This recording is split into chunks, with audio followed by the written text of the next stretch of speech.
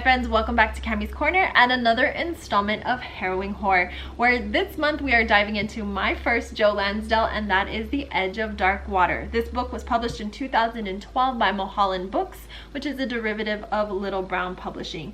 It came out in paperback in 2013.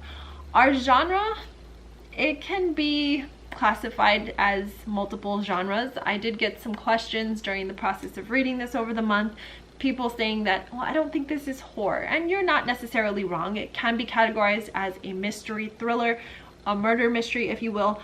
I am going to subgenre it as quiet horror. I don't know if that fully fits the parameter of this book, being that quiet horror is kind of like that entity that follows you, or that feeling that you get that something is around you, near you, a presence, a person.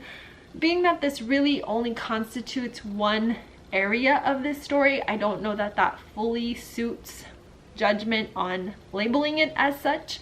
Perhaps it's just general horror. I do fully believe that this is a horror story in that it's gory. There is a lot of gory detail concerning our villains or antagonists in this story. Again, murder mystery will suit, but I don't know, talk to me in the comments. Let me know, how would you classify this book if you have read it, or if you read it alongside during Harrowing Horror. I just really want to know some thoughts on that. There's only been a couple of authors to date that have done this to me, where I really just sit there and ask myself, what is this genre? Because sometimes even when you do research, nobody has classified it as anything specific. He does have quite a few horror awards, so I think that there are more people that agree with me that a lot of his material is horror. Now, again, this is not the first time we will see Joe Lansdale in this deep dive through this 100 greatest horror novels of all time. I still have 2 Lansdales ahead, so stay tuned. The point of view is written as first person. Our place setting is East Texas. Go Texas! No, I'm not a Texas native, but I did spend a good majority of my life in Texas. Not East Texas though, in South Texas. The mention of Gladwater is not by happenstance. Our author happens to have been born in Gladwater, Texas, and so the descriptives here are very on point. There is also a explanation and descriptive of the Sabine River. That is a very long river that runs through East Texas and borders both Texas and the state of Louisiana. It divides the states in some areas. And lastly, we end up in Hollywood, California. No year is given at any point in this book, but there are 2 different areas of the book that do mention the Great Depression. So based on historical information, we know that the Great Depression was from 1929 to 1939. So with that said, it's understood that our place setting takes place during that 10-year period. Now, of course, this wasn't over the span of 10 years, but somewhere within that region. We have 292 pages broken down into 27 chapters and further broken down into 3 parts. Part 1 is labeled Ash and Dreams. That's chapters 1 to 11. Part 2 is The Kingdom of Snake, chapters 12 to 17. And finally, finishing out with part 3, labeled Skunk, chapters 18 to 27. Our price range, of course, will vary depending on your format. The most expensive I found this go round was $93.50. I typically obtain my high price value from eBay. This, of course, is the Cemetery Dance publication, signed with a slipcase. It is hardcover limited edition of 300. But again, I always strongly caution, if you are a collector, do your research, because it was in that same feed that I was also able to find the same exact book that ranged anywhere from $45 to $60.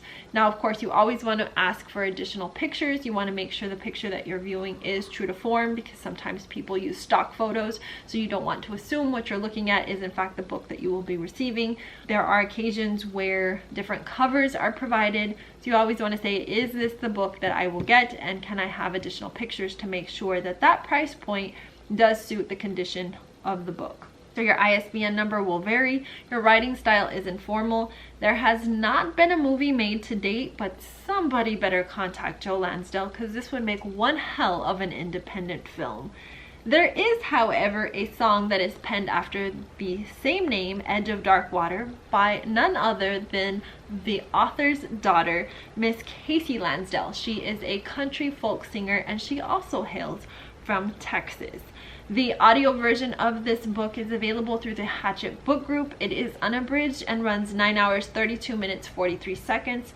It is narrated by Angeline Master, and it's quite exquisite. After I read the book, I had some time, so I decided to go ahead and listen to the narrated version of this book. It was available through my Overdrive app at my local library, so I always like to support my local library, and it was really, really good. I thoroughly enjoyed it. I am not one to typically pay attention to blurbs on books. One, I don't like spoilers, and I frankly don't really care for other people's opinions unless I ask for them. And there are people's opinions within the community that I do value, so before I pick up certain books or certain authors, I'll ask. But if I'm gonna dive into a book, if I've already committed to something, I don't want somebody else to tell me how I should feel or how they felt. I want to go in completely blank, especially if I've never read the author before, and that of course was the fact in this case. But I couldn't help but see one that really stood out to me because I love Mark Twain. And I thought, oh, Mark Twain feel, you know, what could that possibly mean? Furthermore, the blurb also went on to say that it felt like it was, and I'm definitely not paraphrasing here because this is not at all the way they worded it, but it was almost like a marriage between Mark Twain and early writings of Stephen King. Now, of course, I am a Stephen King fan, and Stephen King's early writing is very much different from the Stephen King writing of today. Stephen King was in a very different headspace when he first started writing. He was very much addicted to drugs and alcohol, so you can imagine his headspace today and then two completely different Stephens. With that said, you can very much see a difference in his writing from his early days and the language that he chooses to use. So if you take Mark Twain and marry that with early Stephen King, you do get Joe Lansdale, and this was pretty spot on. Now, I'm not saying that all his books are like that, because again, this is his first, and this is not the first time that we're going to see Lansdale as we deep dive into Harrowing Horror. I do have 2 more Lansdales on the list of Harrowing Horror, and so we will get to those and compare and contrast. I do know that he writes noirs and he writes westerns, and he also has kind of more dives into Texas. Now, I don't know if all of the place settings for his books do derive from Texas, but of course, our author is a Texas native. So it is not surprising that we have a setting with such vivid descriptive, because like Stephen King, he hails from Maine, and you really do see that place setting quite a bit for most of Stephen King's novels. I can appreciate that an author takes their personal attributes and puts that into their writing, because it really does help to bring vivid imagery to that. So that was very important when telling a story such as this. We open up very quickly to an understanding of where our story is headed, so the story flows very well. We're introduced to our narrator and young character by the name of Sue Ellen, who is on a fishing excursion with her father, Don Wilson, and her uncle, Gene. She is very adamant to let the world know that she is a tomboy of sorts. She does not want to conform to this idea that society has placed on her head, her family included. Her mother is very concerned for her well-being, you know, where she's headed in life. Is she going to marry? Is she going to be successful in that regard? Sue Ellen has dropped out of school, so she doesn't have a lot going on for her. And when a woman typically drops out of school, that's the next question. Is she expecting? Is she getting married? What are her plans, especially during this time period? Of course, through the writing, you know that women are not highly regarded as a whole, and furthermore, Sue Ellen has 2 friends that are also not highly regarded in the society of this time period, and that is Jinx. She is an African-American girl. Thinking back to the time period, it was very uncommon in this time period for white and black people to hang out and be seen in public. So the fact that she was very comfortable with walking around with Jinx and very proud to call her her friend, you can definitely see that this girl is not like the others, and she is definitely going against the grain in life. Jinx is very sassy, very mouthy, but she is a tried and true friend. She will tell you like it is, and she sugarcoats nothing. Terry is a male. It is assumed that they all are around the same age, and we find out about 6 chapters in the age of Sue Ellen is in fact 16, so one would assume that Jinx and Terry are around the same age. Terry, however, as I mentioned, is also not suited for this time period, and that he is referred to as a sissy, another word for gay of that time period. Terry is adamant that he is not in fact gay, and we do get a little bit more of that backstory in chapter 3, so we'll cover that in just a few. Now in chapter 1, as I indicated, they are out on a fishing excursion. Now this is all, the river discussion is to be assumed that this all takes place on the Sabine River, so any mention of river from moving forward, we're talking about the Sabine. They are fishing with walnuts.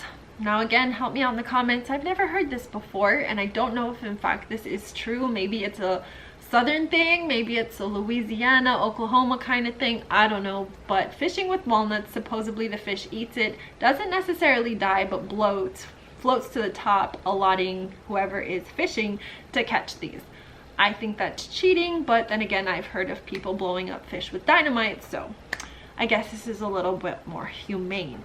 In this fishing excursion, they do happen to extract a body of a young girl who Sue Ellen recognizes almost instantly based on the dress that she is wearing. She knows that this is in fact Malin Baxter, who is also of their same age. Malin is considered to be a friend of Sue Ellen along with Jinx and Terry, and there is some confusion up front as to what they should do with her. She is found with her clothing on, but the body has bloated and has taken on water, so it is very pasty and white, and so the dress of course isn't covering much. But there is a very interesting addition to her body, and that is the use of twine to be held in by a Singer sewing machine, very popular of the time. So it's a very important commodity to remember that this was part of how she was found, because this could potentially be a clue in finding out who did this. Now it's very interesting what evolves next. So of course Sue Ellen is very concerned for her friend. She wants to know what happened to her. She's very confused because Malin was destined for greatness. She dreamed of becoming a Hollywood star, and now she's dead. And she doesn't know why. She wants to know what happened. Are there any clues? And all Dawn and Jean want to do is just throw the poor young girl back into the river, wash their hands of it, go home, drink hooch, and eat fish. Sue Ellen is not having any of this. She says, absolutely not. You can beat me with twigs, but we are taking this girl out of the river and she's getting a proper burial. So at that point, they decide to go ahead and bring in the law. You're thinking, great, this is awesome. Not so much. Constable Cy Higgins shows up, and he is just as awful, if not worse, as Dawn and Jean. They decide that they're going to make some kind of joke out of this situation. Doesn't even allot an investigation, has no concern with how she got there, why she's dead, just says we need to get her out of here, and you guys could have done this your damn self. Really. Now, thinking back to that time period though, that was pretty common. I mean, from all of the depiction of this type of behavior and those that were in this type of setting, you do see that depicted in movies and in literature a lot, with how Black people were treated, how females were treated, and unfortunately law enforcement seemed to be very corrupt. They seemed to be very motivated by greed, by religion, and by race. And so therefore, being that she was female, females were not highly regarded. It wasn't necessarily surprising, it was just very unfortunate. But kudos to Joe Lansdale, because he really does a phenomenal job right out the gate of getting you to hate all of the villains. Don Wilson, Uncle Gene, and Cy Higgins. Still one to come, but we are automatically not liking these guys. We're not liking how they're handling the situation, and my stomach is churning at this point. And poor Sue Ellen, as the end of chapter 1 settles, we also are coming across what is to be early nightfall, and she is terrified of being left alone with her father, Don. We find out at this point that Sue Ellen does indicate she has been molested by her father. No indication of sexual penetration, but she does indicate touching. There is one other mention of this in our story later between a conversation she has with her and her mother. However, there is no other details given. She just wants to stay as far away from him as possible until the truck arrives to load in Maylin and carry on with this idea. The idea being unfolding in chapter 2. So in chapter 2, we are introduced to Jinx and to Terry. Jinx tells us of a story of an urban legend of a guy named Skunk. So we will definitely put that in our corner pocket because there is much more to come on the entity, the legend that is Skunk. But there's also an instantaneous sadness for the loss of their friend Maylin. So they decide to go ahead and honor her memory by carrying out what they felt would have been her wish, and that is her becoming a Hollywood starlet. They decide that the best course of action is to take her body, burn it to ash, and take those ashes and spread them throughout Hollywood, or possibly at some Hollywood monument. This is all great in theory, but they don't really think through the process of stealing the body, burning the body, how much money it's going to take to get there, how are they going to get there, and what are their means of transportation. So this all kind of unravels between chapters 2 and chapter 6. Chapter 6, we do kind of get a little bit more meat and potatoes to our story. In chapter 6, there is a conversation to be had between Sue Ellen and her mother. Now, her mother is not given a name until nearly the end of this book, so I'll keep it as such until we want to uncover that, if you will. Sue Ellen's mother is considered to be an alcoholic. Now, not an alcoholic in the traditional sense that you and I might know today. Someone that would go to a liquor cabinet, open up a bottle of vodka, or open up beer after beer after beer.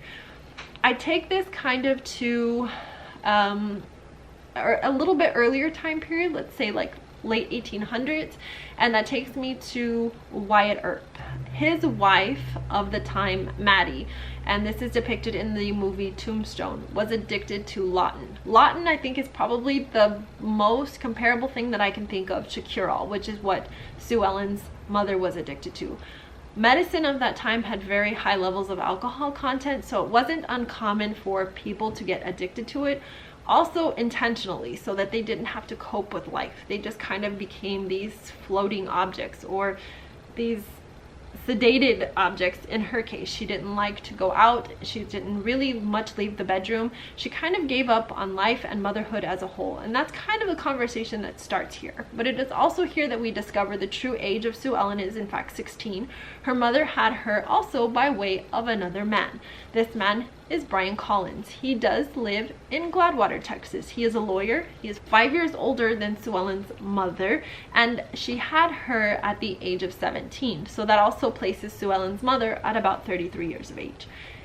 Thinking again to that time period, that is kind of starting to get old for her standards, because remember, people didn't live long lives in those days. There wasn't good medicine around, there wasn't good doctors around. We were still kind of just developing all of that. So there is a couple of mentions also in this book to the health of one's teeth, and she does mention to meet a man of, you know, around the 40s stature that still has all his teeth is a really good thing.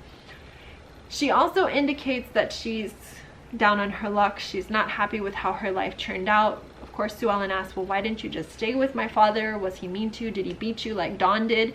So now it's all starting to come out. So she's also abused by Mr. Wilson. And she says, no, Brian was a great man. In fact, he wanted to marry me. But because I'm a religious woman, and despite her addiction, despite her ability to allow herself to be beaten on a weekly, possibly in some cases daily basis, she does have a very strong faith in God. And that unfortunately doesn't carry over to Sue Ellen, because Sue Ellen doesn't like the references that her mom gives, but yet she accepts all of this bad and negativity in her life. So she says, well, I don't understand. If he wanted to marry you, why didn't you stay? She says, well, I didn't want to tarnish his reputation being the good Christian woman that I am, so I decided to run away. She ends up working in a diner, and that's how she met Dawn. And because of the fact that Dawn decided to take her into his home with another's child, it was almost like she felt indebted to him. And here we are. 16 years later. So now Sue Ellen is very much aware that Brian Collins is her father, and Don Wilson will be forever referred to now as her stepfather. He is not privy to the fact that she knows this until much later in the book, however. Chapter 7 is where my stomach turns a little bit, because I have an insatiable issue with the N word. I do not like the N-I-double-ger. I do not say it. I don't even say it when I'm reading a book. I will not say it out loud. I will say it silently. I don't like hearing other people say it. It's just a very nasty, dirty word. I haven't liked it since I was a child. It's gross.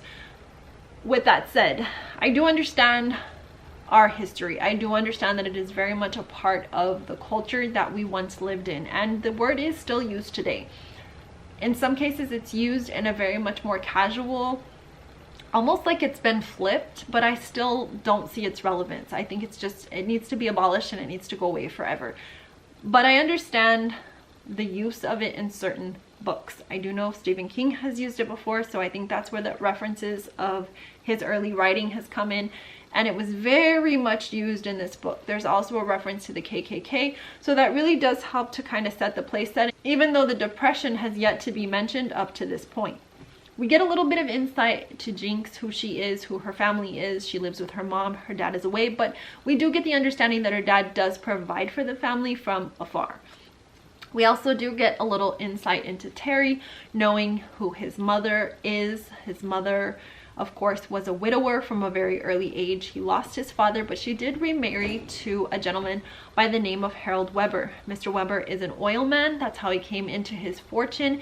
And he is a very arrogant man in that he does not want his wife to work, because he doesn't want that to infect his image that he cannot provide for his family. She at the time was an educator, so he asked her to quit that job. She does not want to be useless, so she starts a seamstress business in the home so she can still be a homemaker and take care of the children, but he's not having any of that. So he scoops up all her material and has that moved out of the house as well, and says, no, you will know your place. Now, he doesn't beat her or anything of that nature, but he is very controlling in that sense. That causes some friction between him and Terry, and of course, that's kind of where the rumor mill starts.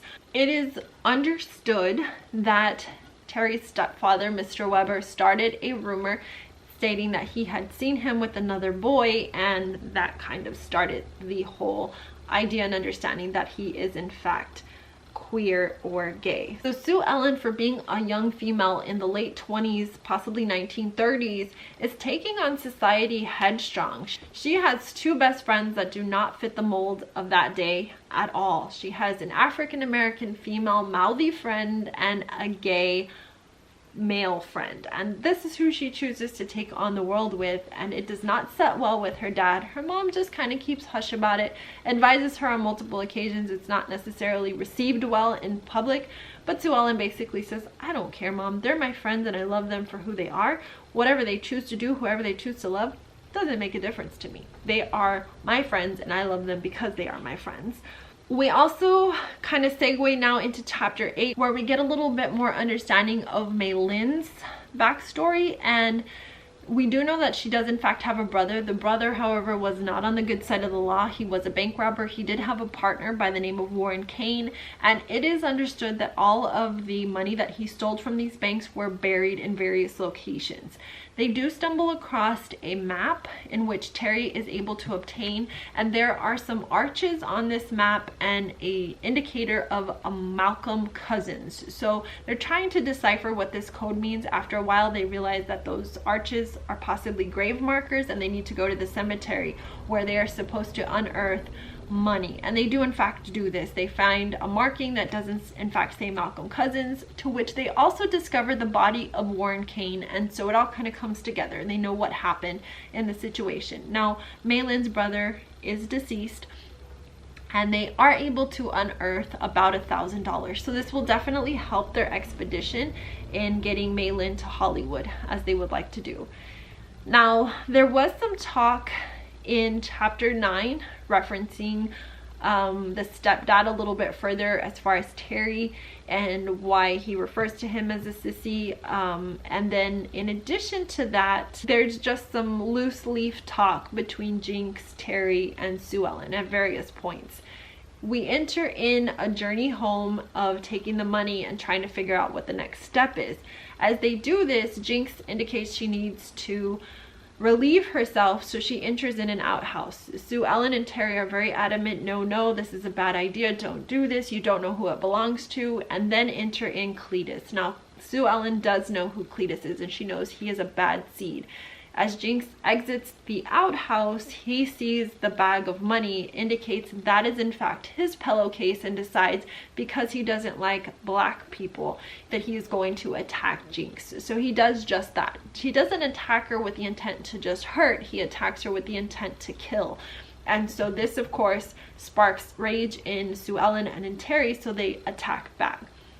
They end up attempting to leave him for dead. He doesn't die, but he is pretty beat up and pretty pissed off. It is during this altercation that he also attacks Jinx to the point where he also holds her head underwater and threatens to kill her. So the three of them finally attack him, leave him for dead. He jumps ahead of the game, goes to Sue Ellen's house to kind of tattletale and say, hey, I was just attacked by a black girl and her friends. He doesn't yet identify with. Now, he does jump ahead of the game and ends up going to Sue Ellen's house to kind of tattletale on them, because right before he blacks out and they leave him, he comes to and turns around and stares at Sue Ellen directly in the face. So he knows who his attackers were, but he's going to blame the whole thing on Jinx because, again, of the time period, it will just seem more believable that it occurred due to an attack by an African American.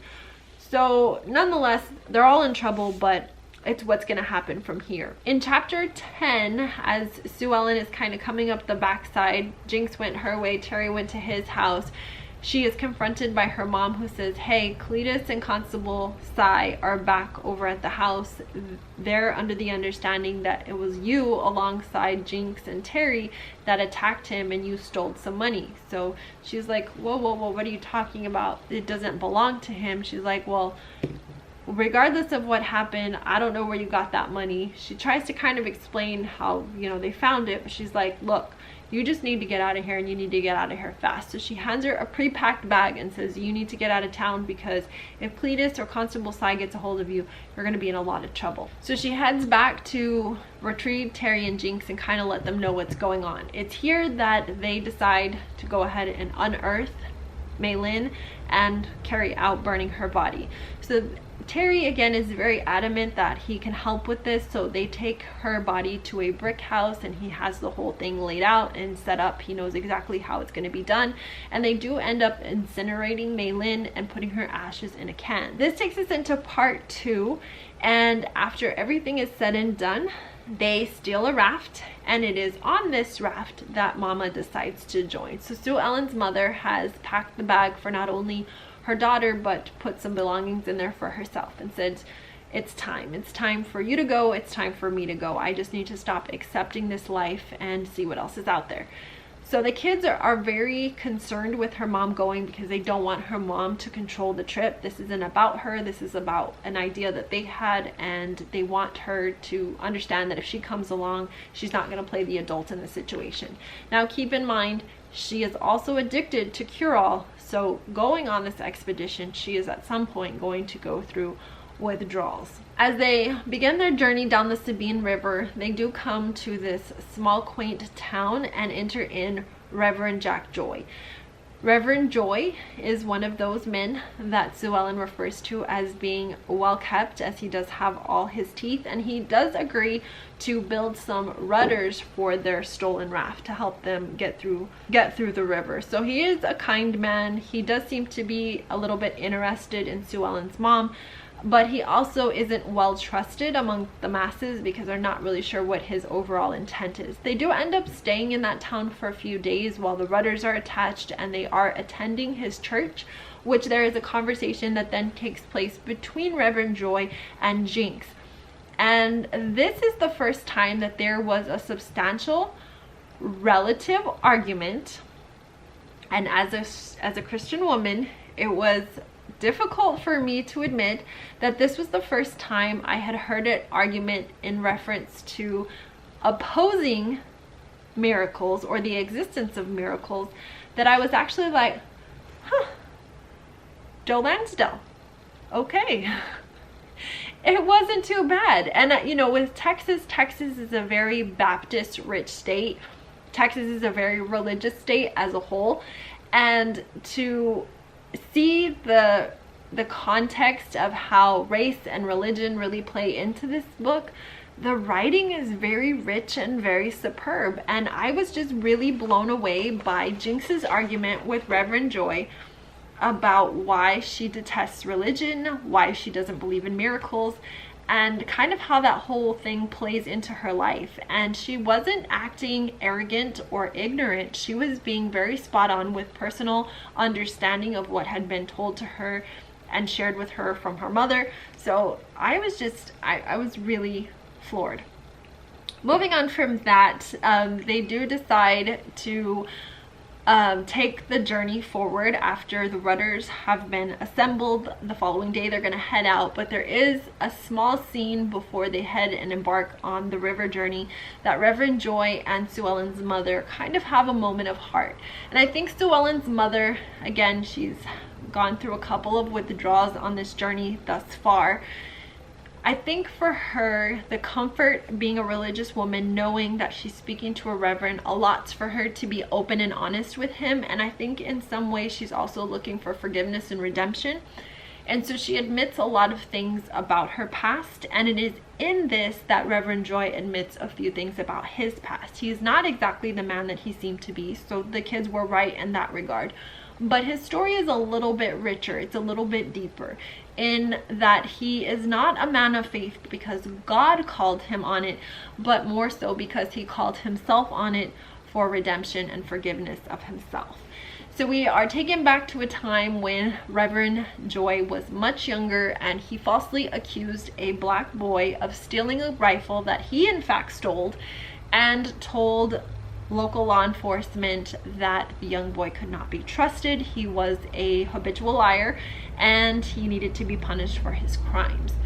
So being again of the time, this was very difficult to read, but very believable and understandable.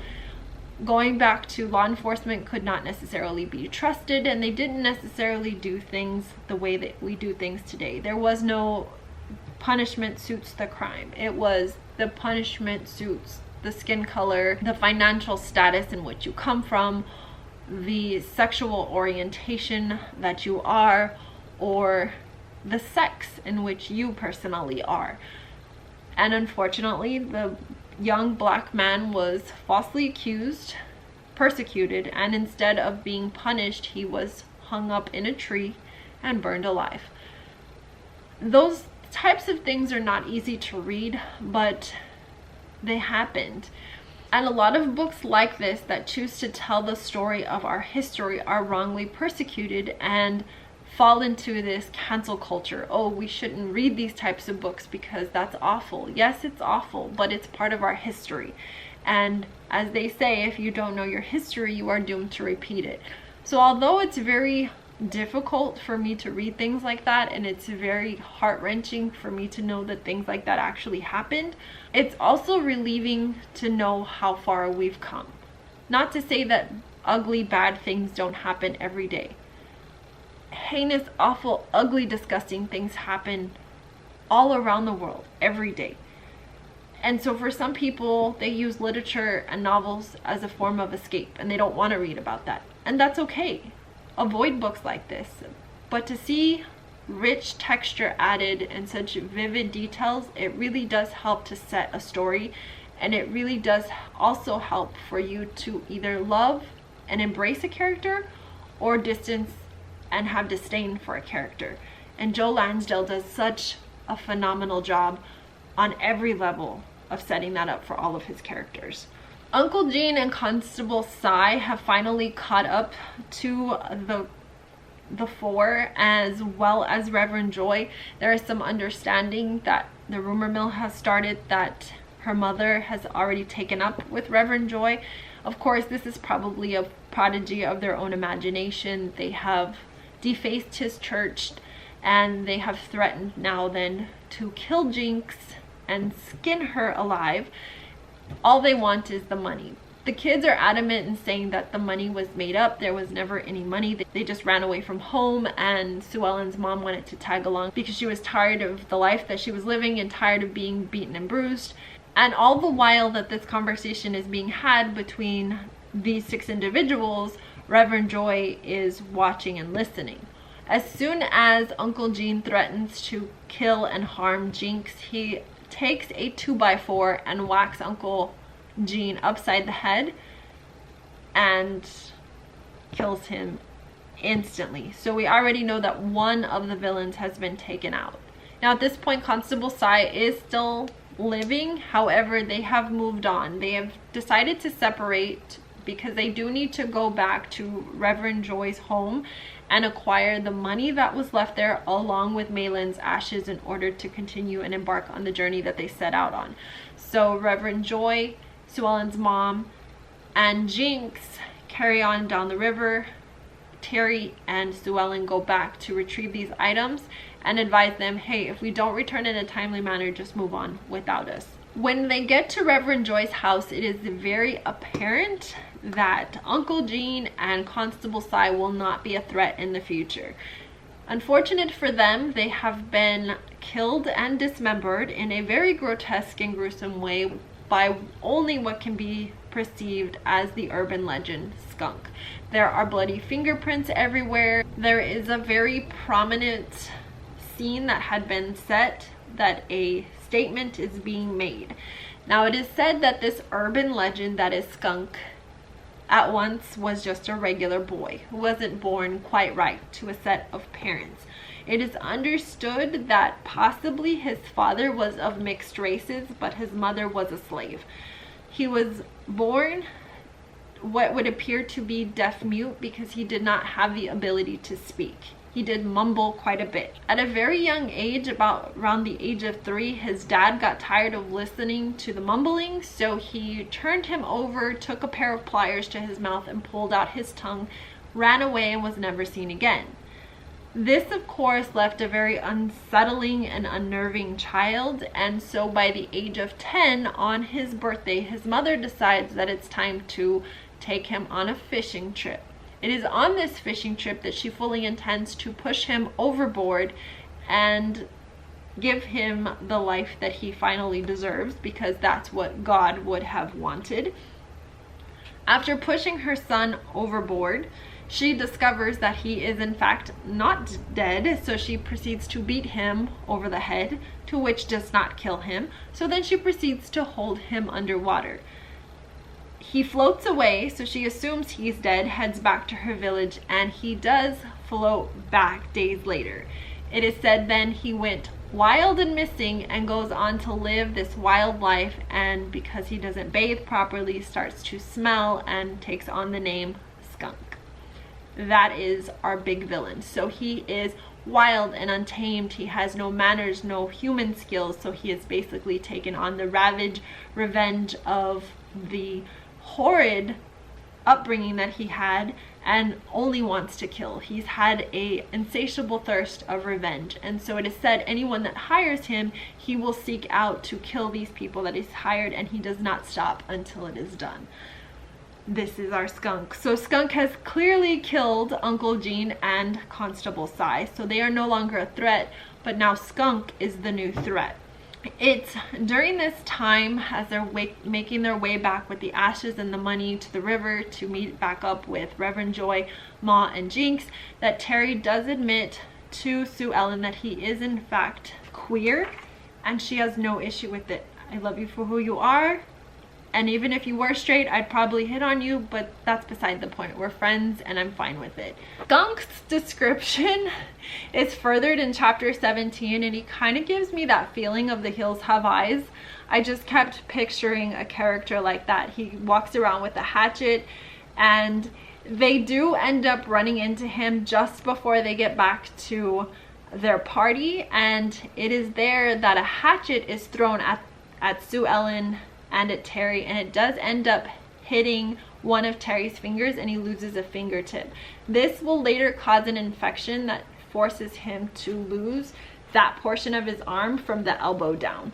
In chapter end of 17 into 18, we also encounter a storm, a very vivid, rapid thunder lightning storm that brings on a great amount of rain. There is a lot of turbulence in the water, and unfortunately during this turbulence there is some wind that arises, and some type of wood impales Reverend Joy, killing him not instantly but over a very short period of time, and he's kind of impaled in a tree. They don't necessarily give him a proper burial until a few chapters later, but there are some words that are said and they're very sad about his passing. In chapter 19, we have kind of a delusional Terry, where the onset of losing his fingertip has kind of set in, this fever and disorientation, and he does state something out loud. It was an accident. So Sue Ellen says, I know it was an accident, thinking that he's referring at this point to Reverend Joy. And she's like, what accident are you talking about? And he says, the water. She's like, well, I know, that's what a storm does. It does what it wants. It's not your fault. So she really doesn't think any mind of it. She just kind of puts it in the back of her head like, okay, he's feverish and delusional, so she just kind of goes about her way. It's here around 200 pages in that they do run into some additional people. It's a small family that wants to take on the life of kind of train hoppers, if you will. I don't know. They're kind of a motley pair. It's a husband and a wife, Judd and Clementine. They have a teenage boy and girl, a small child. There's also mention of a character by the name of Boone. They don't stick around long, only long enough to basically indicate that Terry's injury is a lot more severe than they are leading on, they being Sue Ellen in the group. They do need to get him medical attention right away. They do help relieve some of the pressure by making a small incision in his arm, allowing some of the pus to drain. That is also a very intense scene. But it is very clear, if Terry does not get some medical attention soon regarding this injury, he may die. So they're starting to also feel the after effects of getting hungry. This family that they meet does supply them with some beans for that one night, and then the family decides that they do need to move on. You know, it was nice to meet you all, but we kind of have our own journey. It's in this that Sue Ellen's mom and Terry decide to stay behind, and Jinx and Sue Ellen say, okay, we need to set out, we need to find our own food. They stumble across this small home where there is an old woman who comes to the door. They knock on the door, say, hey ma'am, you know, is there anything that we can do for you in order to obtain some food? We'll, you know, get firewood for you, we'll do whatever you need. It's at this time she pulls out a shotgun, points it at Jinx, and says, well, you can start by cleaning my house. So they end up cleaning this very messy house, which is completely disarrayed. It almost looks like someone might have been involved in an altercation in the home. There's blood everywhere, not like a murder scene, but just enough to know that some kind of scuffle took place in the household. Once they get everything cleaned up and they look kind of through the cabinets, they realize that this woman is really destitute. She is very poor. She doesn't have a lot.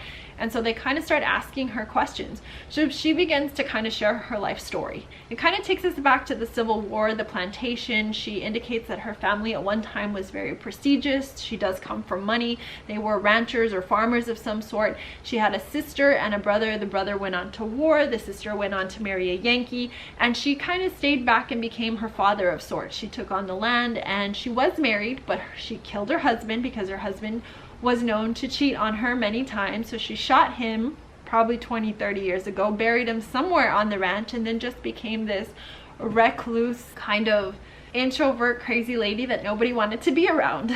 And so she has essentially taken Sue Ellen and Jinx hostage. Sue Ellen advises, hey, I've got my mom down at the river, and I also have a sick friend. We've got to get back there, and we've got to bring him back. And at this point, mom, who didn't listen, knocks on the door and says, hey, I'm just checking on you, I got worried. So now Terry is back down at the river all by himself. So this really solidifies Sue Ellen's urgency to get back to Terry. And she says, look, we've got to go get him. I can't bring him back by myself. We're gonna need some help, so you're gonna have to trust me. So the old lady says, fine. She's about 80 years old. Leave your mom, but if you guys aren't back by a certain amount of time, I'm just gonna shoot your mom in the head and assume you all ran away. She's like, okay, but you gotta give us some time. Terry is not a small boy and he's injured, so we're gonna have to stop and so forth to get him back here. Well, luckily for them, the woman does have some medical knowledge, so she is able to assist with Terry. She does take a look at his wound and does quickly indicate that if he does not amputate it, he will die. Terry at this point is feverish and still very much delusional, so they decide to go ahead and make that decision for him. Mama says, yes, just do it. Sue Ellen and Jinx are very upset by this decision, but they allow it to take place anyhow because they would rather have a friend with no arm than have a dead friend. So the arm is severed below the elbow and Terry is kind of recovering. He's in a state of recovery. Old woman says, hey, you guys need to stay here for a while because if he comes in and out of this, I need to be able to help you with his recovery process. So in a way, this is kind of her keeping them hostage without holding a gun to their head. It is in this that Jinx happens to get the gun and realizes that the gun was never actually loaded. So they were being held against their will with really no ammunition, but they still do need to stay there for a few days while Terry recovers from this. Terry finally wakes up and realizes that they have in fact amputated his arm and asks why. He wants to see the arm. He wants to know if it was in fact a good decision. After having seen and smelt the arm, he says, you know, I trust in your judgment and thank you for saving my life. They also tell the old woman in kind of a very subtle, generic way that they were on their way to California and they're running away from this fellow named Skunk, but they need to get there to bury their friend's remains. So she hears the word skunk and immediately takes that urban legend theory and throws it right out the door. So up to this point, there's been some back and forth between, does Skunk exist? Is he a real person? Or is this really just an urban legend? She definitely admits, no, this guy Skunk is in fact a real person, and if he is the one that's after you, I'm as good as dead now, so thanks for putting a target on my house. It's in this that we get the true story, which I shared with you earlier about the tongue being removed and so forth, and his name in fact was Absalom. So it's in this that they decide, after the story has been told, okay, now that we know he's real, let's just get this house boarded up. We'll just leave a little window crack just for some air circulation because there's no proper ventilation in this home. We're better off staying here while Terry recovers. And if Skunk is in fact after us, either he's gonna find us here or he's gonna find us after we decide to finally leave. Old woman is sitting in her rocking chair telling them, you know, basically just that. You need to stay. I'll be here if anything goes wrong with your friend, and ends up croaking in her rocker overnight. They don't know what to do with her, so they use the bloody rug that Terry laid on to have his arm amputated. They wrap her up and stick her in the closet. There is a very, very funny line as Terry is kind of coming out of his comatose and he learns that the old woman is wrapped up in this bloody rug in the closet, and he says, you know, after all we have been through, something like this shouldn't surprise me. There's so much of that wit and humor that is laced throughout this book. It just makes it so palatable. Now we are about between chapters 24 and 25 here, and Terry is talking to Sue Ellen. It is here that Sue Ellen admits to something that was mentioned back in chapter 19. And she says, you know, when you were first delusional from this accident, I had taken it that you were just delirious from your wound. However, you had mentioned something about an accident, and I've had some time to think on it and the way that Maylin was discovered, and also what she was found with, the Singer sewing machine. What do you know and what are you not telling me? It's here that Terry admits to killing Maylin. He indicates that it was not intentional. Of course, the knot that was tied to hold the sewing machine to Maylin was the same knot that he used to tie a bag together down at the river. So that was the first clue that Sue Ellen had. The sewing machine, of course, being the second, being that his mom was a seamstress. And his immediate reaction to, yes, let's go to Hollywood, let's take her remains there. And then also offering to burn the body for them. She said, you know, everything just kind of fell in line. So he admits that it was a setting down on the river and they were both undressed and having a conversation about whether or not in fact Terry was a sissy. Terry indicates that he was trying to compliment Malin in the best way that he could, but being that he wasn't attracted to women, he just couldn't find the right words, and so she felt insulted. And it was through that she in fact in turn insulted him, indicating that he was gay, and that if that's how he felt and that was how he complimented women, that he would always be gay. And he got really angry inside. He felt very intimidated for a moment, and he didn't know how to handle that anger, so he pushed her off a branch. So she fell in the water, and she was laughing and cutting it up a little bit, and she then further insulted him. And so instead of reacting by just taking his clothes and getting dressed and walking away, he decided to jump off that branch, which I'm guessing was probably a good 10, maybe better feet up in the air, and jump straight at her and hit her in the head. By doing this, he literally killed her instantly. It was between, of course, that injury and the drowning that solidified that. So it wasn't a pretty murder, and by any contention, whether he thought, you know, he was guilty or not guilty, he did in fact commit murder. He didn't say it to anybody. He just felt that that was the best way to deal with his feelings at the time. Did he feel remorse? Yes. And so through his remorse, he decided to help on this journey, and I guess in a way of learning how to cope with it and forgive himself and contribute to the legacy that Malin could have potentially had, he offered to cremate her and help carry her remains to Hollywood. I guess maybe his way of saying ashes to ashes, dust to dust. Things kind of pick up here, so we're only 3 chapters away from the end, and the old woman that was in the closet was now taken outside in kind of a shallow grave. She has been dug up by Skunk. Her hands are cut off. Oh yeah, I forgot to mention, Skunk likes to cut off hands. So because of the fact that his mother held him down underwater, and it is believed, of course, that his father held him down to pull out his tongue with pliers, he doesn't want to give anybody the availability to have any type of control over him, so he immediately cuts off people's hands. So the old woman was dug up, her hands were cut off, and it was basically a fight to the finish. They are now going to be face to face with Skunk. He is on the roof, and Sue Ellen says, you know what, this is my fight, let me take him on. So she tells everybody, just stay in the house, keep yourself boarded, and darts out the front door, takes him on for all his glory. So Skunk is running after her, and they end up staying in the cabin for a few days. They take some skunks out with a rifle to eat off of. They were able to get some fresh berries and stuff like that, but Sue Ellen is basically taking Skunk away from them, allotting for them to tarry to heal up, and she doesn't want Jinx hurt any further, and she feels that she's fully responsible for having taken this journey in the first place. During the chase, Skunk does eventually catch up with her, and he ends up losing his hatchet along the way. She tries to gain control of the hatchet to take care of Skunk once and for all, and there is some jumping between branches. It is during these jumping episodes that Skunk happens to just fall just so, where he ends up hanging himself. It sounds like he possibly broke his neck as well, but he ends up wedging himself in a branch where he essentially asphyxiates himself and dies. She does eventually gain control of the hatchet, and she throws it at him, but that of course was not what killed him. He does in fact perish on his own accord.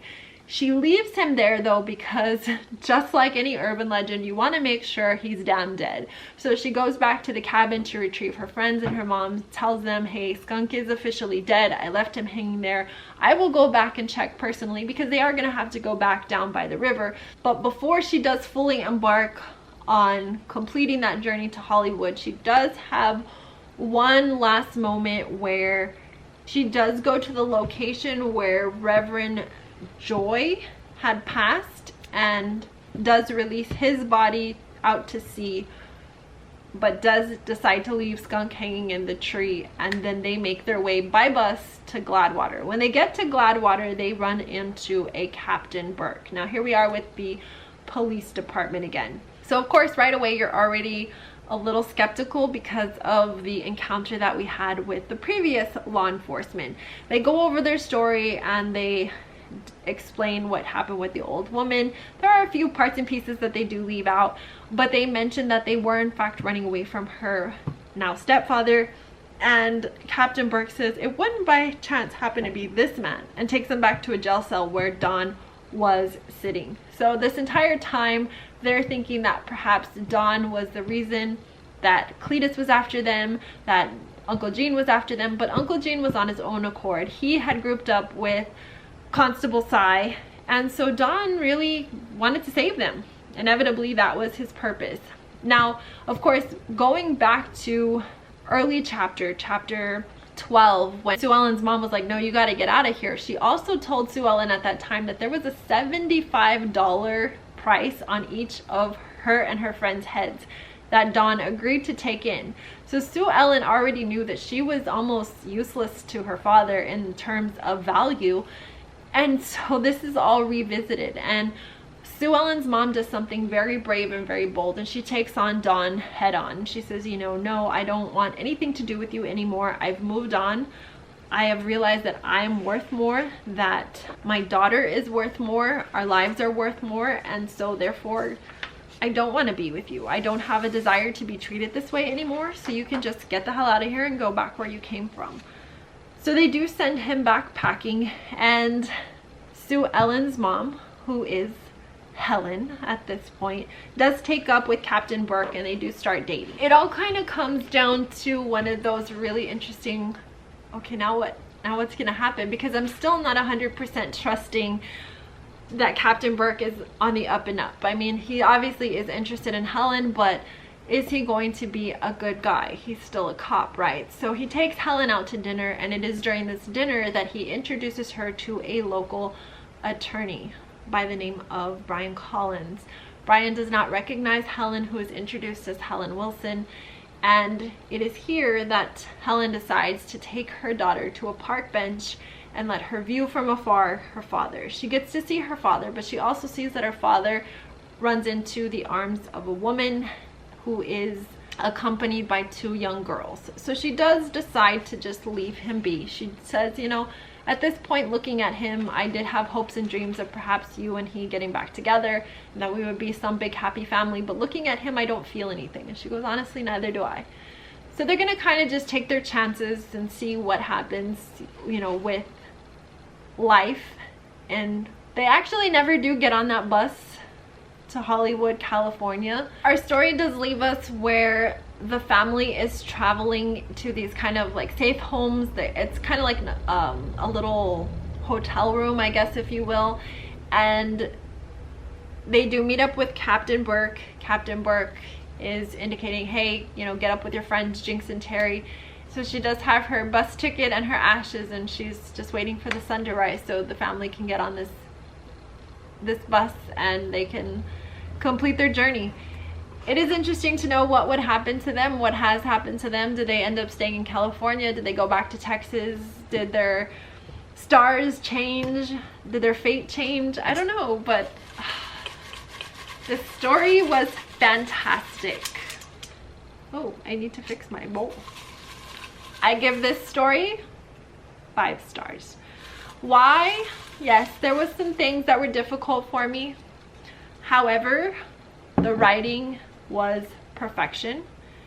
The ambiance was spot on. I was creeped out. I was disgusted. I was fearful. I was anticipating. And I flowed through this story so quickly because I could not wait to see what happened next. The writing is beautiful.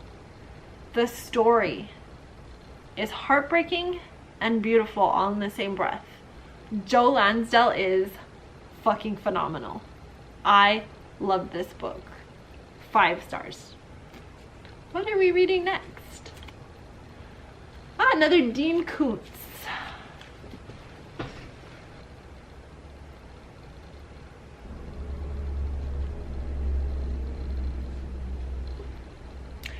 I didn't really care for the last one. I don't know how I'm going to feel about this one. I don't even know what it's about. Until next time, friends, I will see you real soon. stay creepy. Bye.